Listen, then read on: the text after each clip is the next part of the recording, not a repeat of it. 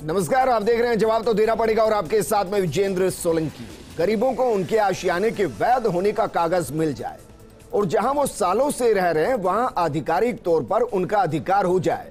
प्रशासन शहरों के संग अभियान का लक्ष्य यही लगता है। साल 2012 में कांग्रेस सरकार ने 5 लाख लोगों को पट्टे बांटे थे और इससे 3000 करोड़ का राजस्व प्राप्त हुआ था। इस बार लक्ष्य है 10 लाख पट्टे बांटने का और इससे 5000 करोड़ का राजस्व प्राप्त होने का अनुमान है। लेकिन सवाल यह है कि कच्ची बस्तियां, अवैध कॉलोनियां, कृषि भूमि पर बसे आवास अगर पट्टों के जरिए वैध होंगे तो क्या इससे किसी भी शहर का मास्टर प्लान गड़बड़ाएगा नहीं? उनको बिजली, पानी, सड़क और अन्य सुविधाएं क्या वाकई में मिल पाएंगी? क्या इससे इस तरीके की कॉलोनियों का विस्तार तेजी से बढ़ेगा नहीं? सवाल यह भी कि जो सालों से रह रहे हैं फिर भी उनके पास अपने मकान के कागज नहीं है, पट्टे नहीं है, जिन्होंने अनजाने में ऐसी कॉलोनी में पूरी जिंदगी की कमाई लगा दी जो वैध नहीं थी।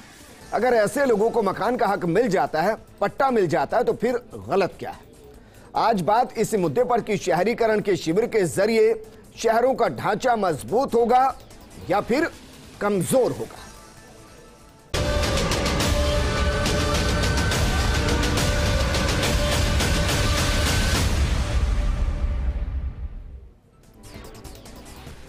मुख्यमंत्री अशोक गहलोत ने इस बार शुरू किए जा रहे प्रशासन शहरों के संग अभियान के लिए 10 लाख पट्टे बांटने का लक्ष्य दिया है। लेकिन मंत्री शांति धारीवाल मानते हैं जिस तरह इस अभियान की तैयारी की जा रही है उस लिहाज से इस लक्ष्य से भी कहीं अधिक पट्टे बांटे जाएंगे।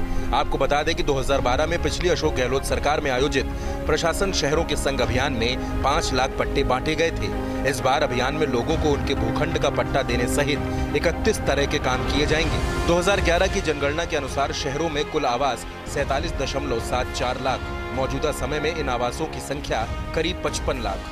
करीब 10 लाख आवास ऐसी भूमि पर जिनका पट्टा जारी नहीं। कृषि भूमि पर विकसित कॉलोनियों के जारी हो सकते पट्टे करीब 2 लाख। पुरानी आबादी और स्टेट ग्रांट एक्ट के तहत दे सकते करीब 7 लाख पट्टे।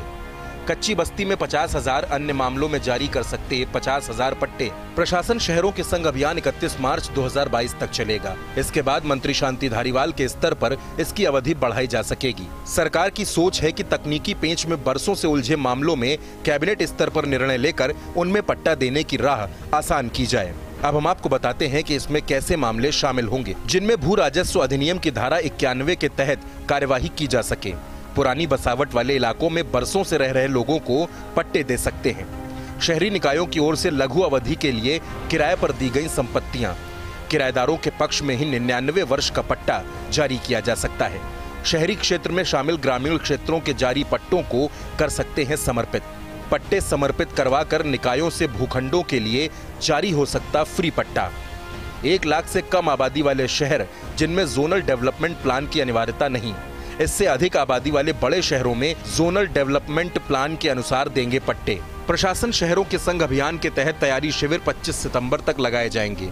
इन शिविरों में आवेदन से लेकर पट्टा जारी होने की समस्त प्रक्रिया पूरी की जाएगी। अभियान के पहले दिन 2 अक्टूबर को सरकार का लक्ष्य है कि प्रदेश भर में 1 लाख पट्टे जारी किए जाएं। पिछले बार चले अभियान से निकायों को 3000 करोड़ रुपए की आय मिली थी। इस बार ये अनुमान 5000 करोड़ रुपए का है। Abhishek Srivastava, First India News, Jaipur. लेकिन सवाल यह भी कि क्या जो शिविर में पट्टे दिए जाते हैं उससे उसके बाद क्या कोई समस्या नहीं आती? क्या सभी 10 लाख लोगों के पट्टों की पेचीदगियों को समयबद्ध खत्म करना आसान है? और क्या जो 5 लाख पट्टे 2012 में दिए गए थे उनमें कोई समस्या नहीं है? इन्हीं मुद्दों पर बात करने के लिए हमारे साथ मौजूद हैं ग्रेटर निगम के डिप्टी मेयर और बीजेपी नेता पुनीत कर्नावट जी, पूर्व मेयर और कांग्रेस नेता ज्योति खंडेलवाल जी, नगर नियोजन विभाग के सलाहकार HS संचेती जी। ज्योति खंडेलवाल जी, आपके साथ में चर्चा को शुरू करना चाहूंगा। मैम, पहला सवाल यही, क्या इस अभियान का लक्ष्य 5000 करोड़ रुपए प्राप्त करना है अवैध को वैध करके, या फिर जिनके साथ अन्याय हुआ उनको न्याय देना इसका मकसद है? देखिए विजेंद्र जी, प्रशासन शहरों के संग अभियान कांग्रेस सरकार का एक बहुत ही, मैं यूं कहूंगी, जनता को राहत देने वाला अभियान है। पिछली सरकार में जब मेरा मेयर कार्यकाल भी था उस समय भी इस अभियान को चलाया गया था और बहुत सारे काम जिनके लिए लोग कई बार नगर निगम के बहुत चक्कर लगाते रहते थे। मैं यूं कहना चाहूँगी, चाहे उसकी कार्यप्रणाली हो, अलग अलग जगह पर जाना, अलग अलग सीट्स पर जाना और इस तरह की समस्याओं, ये सब बहुत ज़्यादा मुश्किल के काम होते थे। और मैं ये कहना चाहूँगी राजस्व आय तो एक, ये भी एक है बात की राजस्व आय होती है।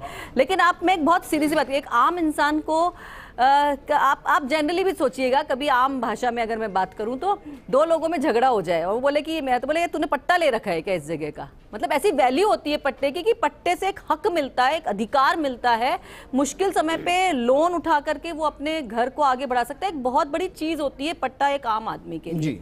और जब हम मैं एक चीज को साफ कर देते हैं। मैं इस चीज को साफ करती हूँ विजेंद्र जी। अब आप कहते हैं कि क्या अवैध को वैध करना, नहीं, मैं कहता हूँ जयपुर शहर की अगर जैसे हम बात करें फॉर एग्जाम्पल, यहाँ पे बहुत सारी कूचा उपाड़ जमीन है। कूचा उपाड़ किसको कहते हैं?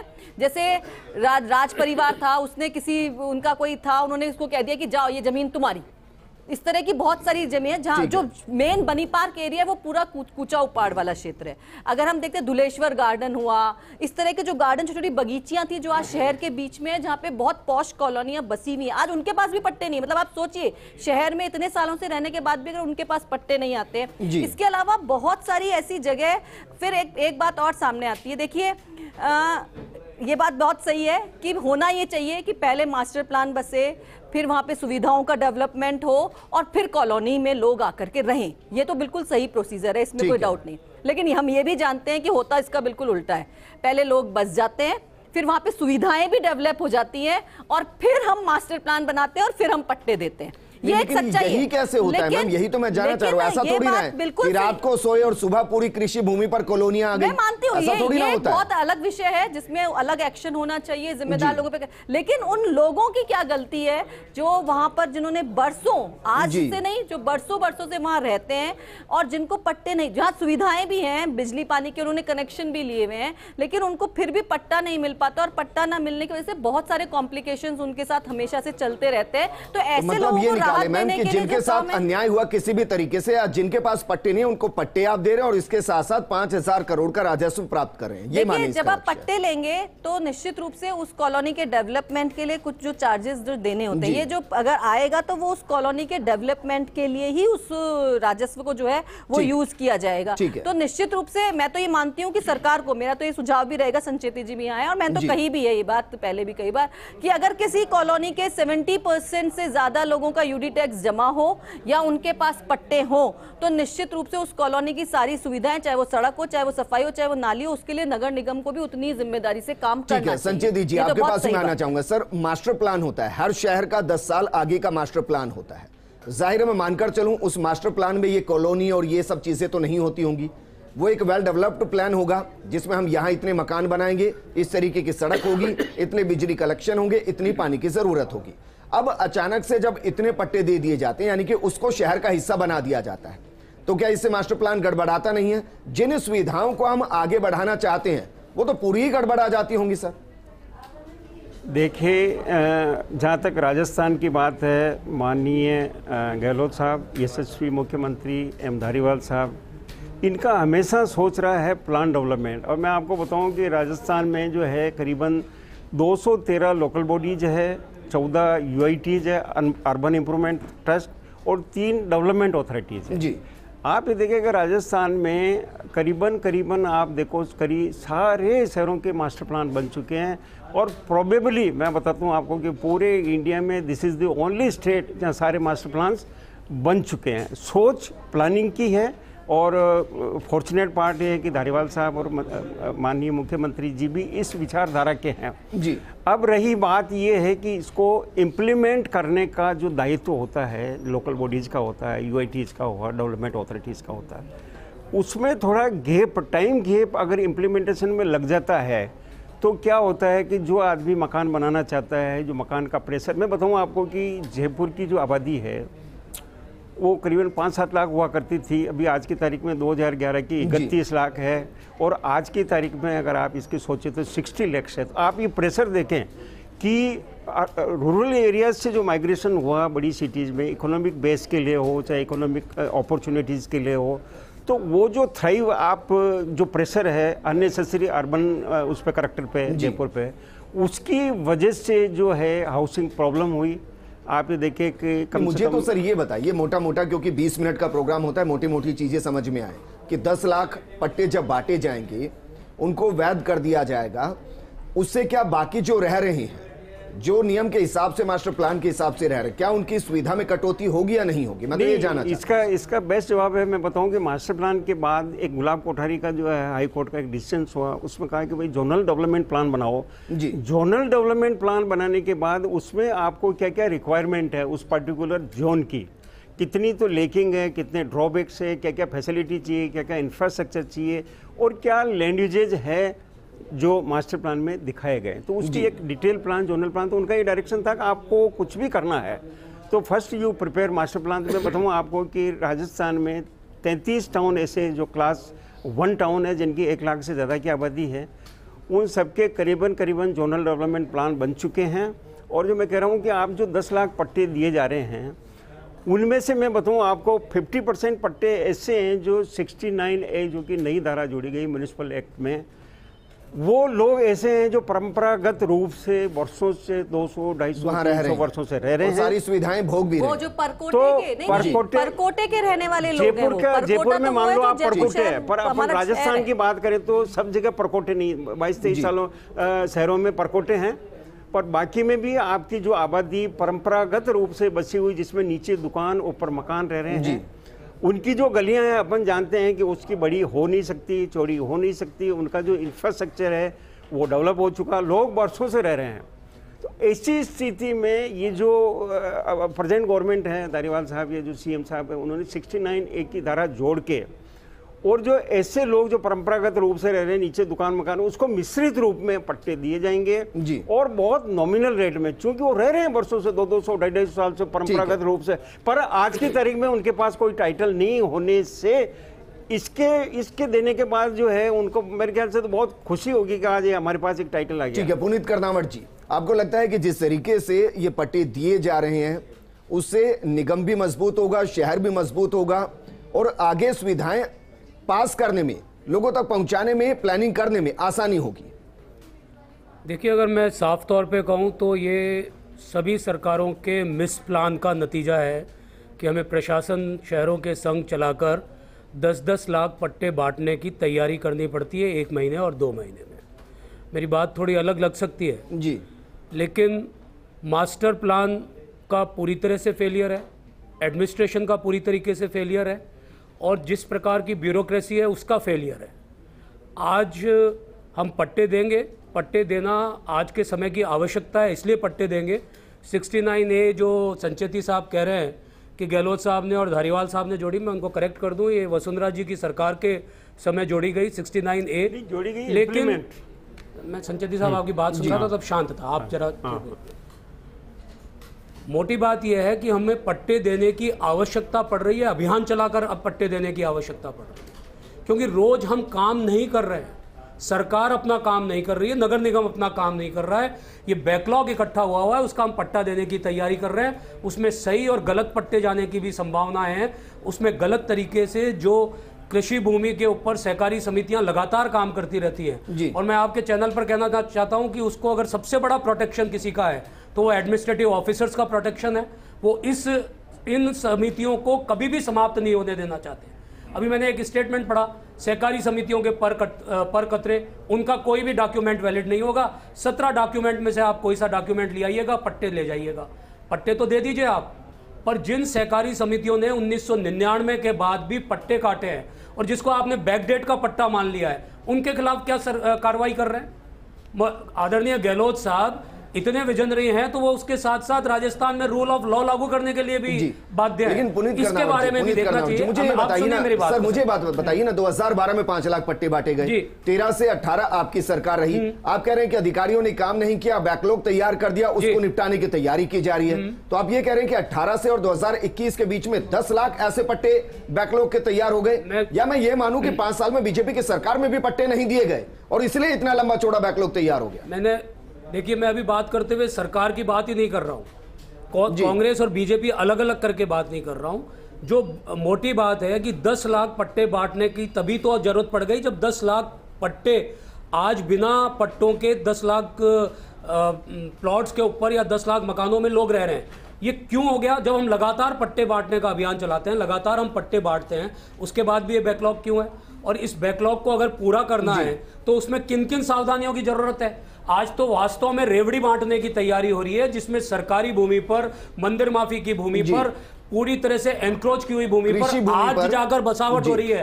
पुराने कागज तैयार किए जा रहे हैं, उन तैयार कागजों के आधार पर होगा। फिर पट्टा मित्र पर आपने बांटना तय किया है, नगर निगम को पता ही नहीं है कि पट्टा मित्र कौन होगा। सिर्फ एक विचारधारा विशेष के लोगों को उसमें भर्ती किया जा रहा है और उसके आधार पर, उनकी रिकमेंडेशन के आधार पर ज्योति खंडेलवाल जी जवाब दीजिए। मेरा इसके ऊपर पूरा इस बात का अंदेशा है कि इसमें भारी भ्रष्टाचार होगा।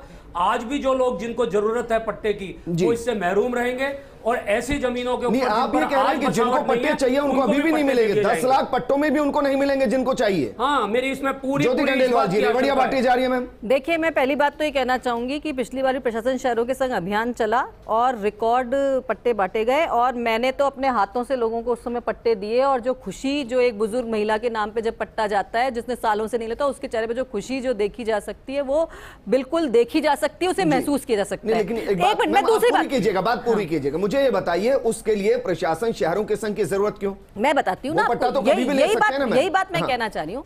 एक्चुअली जैसे अभी बात की गई 69A धारा की या परकोटे की, परकोटे में जब ये हमेशा से रहा, हम बार बार डिमांड भी, ज्योति जी पूरे राजस्थान का पूरे राजस्थान ऐसे ही पूरे राजस्थान का इशू है। आप तो मेयर रही हैं और बहुत काबिल मेयर रही हैं। पुनीत जी मुझे बताइए, आप भी बीच में नहीं बोलिए पुनीत जी, अच्छा लगेगा। मैं दोनों को ही रोक देता हूं। प्रश्न पूछना चाह रहा हूं आपसे, आप बहुत काबिल मेयर रही हैं, क्या ये हमारा फेलियर नहीं है? और क्या जिस ढंग से आज पट्टे बांटने की तैयारी हो रही है, जिसमें आप 17 डॉक्यूमेंट में से कोई सा डॉक्यूमेंट ले आइए और आज एक मिनट आपने मेयर रहते हुए पट्टे बांटे, जिसको पट्टा दिया उसके चेहरे पर खुशी आई। आज यहाँ निर्वाचित प्रतिनिधियों को इस पूरे अभियान से अलग कर दिया गया है। नहीं, मैं आपको एक मेयर के हस्ताक्षर नहीं होंगे, सभापति के हस्ताक्षर नहीं होंगे, प्राधिकृत अधिकारी दे देगा, सरकार के छोटे छोटे कर्मचारी पट्टे बांट देंगे। इसमें भारी भ्रष्टाचार होने वाला है, इसकी मंशा ठीक नहीं है। इसमें जिन लोगों को वास्तव में हक है वो पट्टों से अब भी महरूम रह जाएंगे, इसकी मेरे को पूरी आशंका। खाली जमीन के पट्टे काट दिए जाएंगे, आशंका हो सकती है, आशंका हो सकती है इनको, लेकिन ऐसा है नहीं। इन्होंने कहा परकोटे की बात मत करिए, मैं परकोटा एक एग्जांपल के तौर पर ले रही हूं। ऐसे ही बहुत सारे मामले हैं जिनको पुनीत जी ने भी महसूस किया होगा और मैंने भी 5 साल में। परकोटे में आपके होता क्या था कि 5 भाइयों की एक मकान है, उसमें से आप पांचों में सहमति नहीं होती, आप पट्टा नहीं दे पाते, मुश्किल आती है। हो सकता है 10 लाख में से 1 लाख ऐसे केस होंगे, बाकी 9 लाख की बात कर लेते हैं। बाकी 9 लाख की भी बात करते हैं। आप आइए प्रेमनगर कॉलोनी, अपनी जयपुर, मैं एग्जांपल जयपुर शहर की कॉलोनी की जरूरत है क्योंकि उनके मैं नाम जानती हूं। तो अगर 5 लाख तो 2012 में बांट दिए मैम। तो मैं यही कह रही हूं कि वहां पर बहुत सारी लीगल कॉम्प्लिकेशंस तब भी थी, उन लीगल कॉम्प्लिकेशंस को धीरे धीरे दूर किया जाता है। मुझे एक और बात बताइए मैम, क्योंकि बहुत से लोगों के ज़हन में सवाल होगा, जो ये पट्टे बांटे जाएंगे मैम, जो ये 10 लाख पट्टे बांटे जाएंगे, क्या इसके बाद कोई लीगल कॉम्प्लिकेशन नहीं होगा? नहीं, मैं यूं नहीं कहती कोई काम कभी कि वो काम बिल्कुल वहीं स्टॉप हो जाएगा और आगे आने समय में ऐसा कुछ नहीं, मैं नहीं। लेकिन मैं एक बात का जरूर पुनीत जी की बात का जवाब देना चाहूंगी कि बहुत सारे गलत पट्टे बट जाएंगे। मैं ये कहना चाहती हूं, पहले भी ये इस बात को कहा गया है और आज भी कहा जा रहा है, गलत पट्टा अगर कोई दिया जाता है और वो उस पर कोई ऑब्जेक्शन करता है, उसे निरस्त भी किया जा सकता है, पहली बात।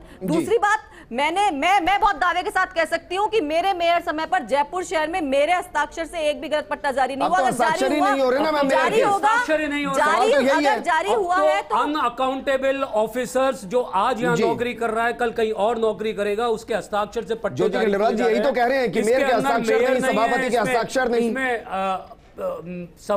सभापति नहीं है, इसमें अध्यक्ष नहीं है। क्यों सरकार ऐसा कर रही है? चुने हुए जनप्रतिनिधियों को इस अभियान से क्यों अलग किया जा रहा है? मेरे पास वक्त की कमी, ज्योति खंडेलवाल जी, क्यों ऐसा किया जा रहा है? सही नहीं है। एक पार्षद को पता होगा ना उसके आसपास क्या कुछ चल रहा है, अगर उसकी इन्वॉल्वमेंट होगी तो बेहतर है। और एक पार्षद को जनप्रतिनिधि होने के नाते बहुत सक्रिय भूमिका निभानी भी चाहिए इस अभियान के तहत, न केवल पट्टा देने में, बहुत सारे और 31 काम भी हैं। मैं कहना चाहूंगी, मैं याद दिलाना चाहूंगी कि पट्टा ही नहीं और भी बहुत सारे काम है, चाहे वो पर अगर वो है तो पार्षद को सक्रिय भूमिका निभानी चाहिए। आप निष्क्रिय कर दिया पूरे योजना से। नहीं, योजना से निरस्त। आप एक बताइए, अगर साइन मेयर के तो क्या पार्षद निष्क्रिय होता था? बिल्कुल नहीं होता था। पार्षद तो आगे आकर के उसको लोगों की मदद करने के लिए साथ में आना। आप तो मेयर के अधिकारों के लिए लड़ने के लिए जानी जाती हैं, क्या आप इस बात से सहमत नहीं है कि मेयर के हस्ताक्षर होने चाहिए? मैं तो ये मानती हूं आज तक होते आए, मैं क्यों नहीं होने चाहिए? क्यों अलग किया जा रहा है? उसका क्या लॉजिक है? सरकार इस बात सर जवाब ले लेते हैं ना सर, आप सवाल पे सवाल दाग रहे हैं लगातार, उसके बाद भी सवाल दाग रहे हैं सर आप। मेरे पास वक्त की कमी है। ज्योति खंडेलवाल जी, एक लाइन में जवाब दीजिए। मेयर की इन्वॉल्वमेंट होनी चाहिए, नहीं होनी चाहिए? जनप्रतिनिधियों की भागीदारी होनी चाहिए, इसमें कोई डाउट नहीं है। निश्चित रूप से एक मॉनिटरिंग सिस्टम और ज्यादा मजबूत। देखिए, जिस तरीके से पट्टे बांटे जा रहे हैं, अगर इसको हम उस नजरिए से सोचे कि जिनके पास अभी तक पट्टे नहीं थे उनको पट्टे दिए जा रहे हैं तो बेहतर है। इस तरीके से सोचे कि जो कॉलोनियां बसी गई हैं उनको बर्बाद करने से, लोगों को बेघर करने से बेहतर है कि उनको घर का पट्टा दे दिया जाए, उससे राजस्व मिल जाए, ये भी बेहतर है। लेकिन सर आगे से इस तरीके की कॉलोनी ना बसे, आगे से मास्टर प्लान डिस्टर्ब ना हो, इसको लेकर भी तो योजना होनी चाहिए ना। बिल्कुल आप सही कह रहे हैं। मास्टर प्लान जिस पर्पज़ से बनाया जाता है उसका इम्प्लीमेंटेशन भी 100% होना चाहिए। सामान्यतया जो टीमें जो होती है फील्ड में वो उसका इतना एग्जीक्यूशन कर नहीं पाती है, अनऑथराइज कॉलोनियाँ हो जाती है। और आप भी देखिए पिछले 2 दशकों में, जयपुर में कहता हूँ, बाहर जगह तो सोसाइटीज़ नहीं है, 2 दशकों में जो सोसाइटीज़ ने जो बैकग्राउंड में कह लो, बैक डेट में कह लो, कैसे कह लो, जो पट्टे दिए हैं, तो लोगों को ये लगता है कि सोसाइटी ने पट्टे दिए तो अपन जो है इस पे बस जाएं, मकान बना लें और जो भी होगा फिर आगे देखा जाएगा। ऐसी स्थिति में 10 लाख में से 8 लाख ऐसे होंगे जो सही होंगे, लेकिन 2 लाख भी बहुत ज्यादा हो जाते हैं जो इस मंशा के साथ बस जाते हैं कि आने वाले वक्त में पट्टे बटेंगे तब इसको लीगलाइज करा लेंगे। ये भी तो गलत है ना सर। जो गैर कानूनी ढंग से बस रहे हैं, जो सोसाइटीज बिना कन्वर्जन के कर रही हैं, वो सीधे तौर पर राज्य सरकार को हानि पहुंचा रही है। उन सोसाइटीज के पदाधिकारियों को पूरा जयपुर शहर जानता है, सारा प्रशासन जानता है, सारे मंत्री संतरी जानते हैं। उनके खिलाफ मुकदमा क्यों नहीं दर्ज हो रहा इस अभियान में? जी, उन लोगों के खिलाफ मुकदमा दर्ज हो और जिन लोगों ने रहवास कर लिया उनको आप पट्टा दीजिए, मैं उससे कोई इनकार नहीं कर रहा हूं। पर ऐसी सोसाइटियों को चिन्हित करके जिन्होंने इसको अमृत दे दिया इन सोसाइटियों को, ऐसे अधिकारियों के खिलाफ कार्रवाई होनी चाहिए, उन लोगों के खिलाफ कार्रवाई होनी चाहिए। जी मैम, 10 लाख की जगह 20 लाख बांटिए, राजस्व भी लीजिए, लेकिन जिन्होंने कानून को तोड़ा, जिन्होंने इलीगल तरीके से कृषि भूमि अन्य अन्य जगहों पर कॉलोनियां बसा दी, अब उनको पट्टा दिया जा रहा है, इसको स्वागत। लेकिन जिन्होंने सब काम किए उनको तो कम से कम सलाखों में डालना चाहिए ताकि आगे ये भी सबक जाए कि अगर आप इस तरीके का करेंगे तो आगे जाएंगे। मैं पुनीत जी की, क्योंकि मैं तो खुद ने इस बात को लेकर के हमेशा आवाज उठाई है कि अवैध निर्माण को लेकर के आप केवल अवैध निर्माण को तोड़ देते हैं वो सफिशिएंट नहीं है। जिसके समय पर, जिस जिम्मेदार अधिकारी के समय पर वो अवैध निर्माण वहां पर हुआ है, उसके अगेंस्ट भी अगर इतनी स्ट्रांग कार्रवाइयां होंगी तो अवैध निर्माण होने अपने आप बंद हो जाएंगे। ये तो एक तय बात है। जिम्मेदारी तय करना तो बहुत जरूरी है और जिम्मेदारी तय करके उसके ऊपर कार्रवाई करना भी उतना ही आवश्यक है। इससे मैं कोई मना नहीं कर रही हूँ और इसमें किसी भी तरह का संरक्षण, मैं इसमें पार्टी से ऊपर उठ करके बोल रही हूँ, क्योंकि अगर हम पार्टी इसके नाम लेने लगे तो बहुत सारे नाम सामने आएंगे। किसी भी पार्टी के जनप्रतिनिधि को इसमें कोई संरक्षण जो है वो नहीं देना चाहिए। अगर हम चाहते हैं कि लोगों को हम बेहतर सुविधाएं दे सके तो इसके लिए बहुत आवश्यक है और इससे मैं मना नहीं करती हूँ। लेकिन मैं फिर भी ये कहना चाहूंगी कि केवल अवैध ही नहीं, इसमें बहुत सारे ऐसे लोगों को पट्टे दिए जा रहे हैं। विपक्ष में बैठकर बड़ा आसान हो जाता है, मुझे लगता है कि सब कुछ चीजें साफ साफ नजर आती हैं। इनमें से कितनी कॉलोनी ऐसी होंगी जो कि 2013 से 18 के बीच में चली होंगी? सर उस दौरान यह दिखाई नहीं दिया कि ये सब गलत चल रहा है? क्योंकि आपने कहा कि पार्टी से ऊपर उठकर आप बात कर रहे हैं, तो उस दौरान सरकारों को दिखाई नहीं दिया कि देखिए गलत हो रहा है? कार्रवाई हुई है उस दौरान भी, मैं ये नहीं कह रहा हूं। देखिए, एक तो कार्रवाई हो जिसके अंदर ये कमिटमेंट नजर आए हमारा कि हमने आज ये अभियान चलाया है, इस अभियान में हम उन लोगों को पट्टे दे रहे हैं जो पट्टों से महरूम रह गए, पर जिन्होंने गलत ढंग से ये काटा है उनको हम पनिश कर रहे हैं। ये एक मैसेज होगा और उसके साथ साथ ये लगातार भी ये कार्रवाई चलनी चाहिए। जैसे लगातार पट्टों का वितरण होना चाहिए, लगातार सब डिवीजन के काम होने चाहिए, लगातार खांचा भूमि का वितरण को अलॉट किया जाना चाहिए। वैसे ही जो लोग कानून का मजाक बनाते हैं, कानून का उल्लंघन करते हैं और विशेष रूप से भ्रष्ट अधिकारियों के संरक्षण में या भ्रष्ट नेताओं के संरक्षण में काम करते हैं, उनके खिलाफ भी कार्रवाई होनी चाहिए। वो भी नियमित रूप से काम होना चाहिए। भविष्य को ध्यान में रखते हुए एक सवाल मैं आपसे कर रहा हूं, जिस तरीके से जब ये पट्टे वितरित होंगे, जाहिर है एक आंकड़ा तो सरकार के पास आएगा कि यहां या ये कॉलोनी है जिनको हमने पट्टे दिए हैं, जिनको हमने लीगलाइज किया है, तो सरकार के पास ये आंकड़ा जुटाने की भी दिक्कत नहीं होनी चाहिए कि किसने इनको डेवलप किया है, तो उनको भी नाप दिया जाए साथ के साथ, ताकि आगे स्पष्ट संदेश जाए कि अगर आप ऐसा करेंगे हम गरीबों का हक तो नहीं मारेंगे, आपको भी नहीं छोड़ेंगे। अगर ऐसा करेंगे तो यह अभियान की सार्थकता होगी। और अगर हम ऐसा नहीं करेंगे तो इल्लीगल काम करने वालों को इस बात का मोटिवेशन देंगे कि आप इसी तरीके से अघोषित गलत तरीके से पट्टे काटिए और हम इसको रेगुलाइज करते रहेंगे। करना है मुझे संजय जी, क्या इतना कठोर कदम उठाना चाहिए? बिल्कुल, आप जो कह रहे हैं कि जो डिपार्टमेंट बना हुआ है प्लानिंग एंड डेवलपमेंट, सीधा सा आप कहते हैं कि नियोजित विकास हो शहरों का, और जयपुर तो इसके लिए जाना जाता है कि नियोजित विकास के लिए जो है वर्ल्ड सिटी आज भी सस्टेनेबल है 250 और 300 वर्ष के बाद भी। तो ऐसी स्थिति में मास्टर प्लान जो है वो लागू होने चाहिए। उसके बाद जो हाई कोर्ट गुलाब कोठारी का डिसीजन है, जोनल प्लान बनके उसमें सारी सुविधाएं एसेस करके उन सारी सुविधाओं को डेवलप करना चाहिए। और जहाँ तक आप पट्टे की बात कर रहे हैं, पट्टे भी जो राज्य सरकार द्वारा दिए जा रहे हैं, हमको ट्रैफिक रूल हमेशा फॉलो करना चाहिए। वो जो पट्टे दिए जा रहे हैं उसमें भी मैं आपको बताऊं करने के लिए, इसी तरह से प्रशासन उस पर कोई क्वेश्चन उठा ही नहीं रहा है मैम। तो वो अभियान से लोगों को लाभ एक मिलता है, अच्छी चीज, क्योंकि जिन्होंने जिंदगी भर की कमाई को एक आवास में लगा दिया जिंदगी बिताने के लिए, यकीनन उनको अगर एक अधिकार दिया जा रहा है उसमें कुछ गलत नहीं है। शुक्रिया हमारे साथ जुड़ने के लिए। संचेते जी आपका भी शुक्रिया और कर्नावट जी आपका भी शुक्रिया। लेकिन जिन्होंने कानून से खिलवाड़ किया उनके खिलाफ भी कार्रवाई होनी चाहिए। नमस्कार।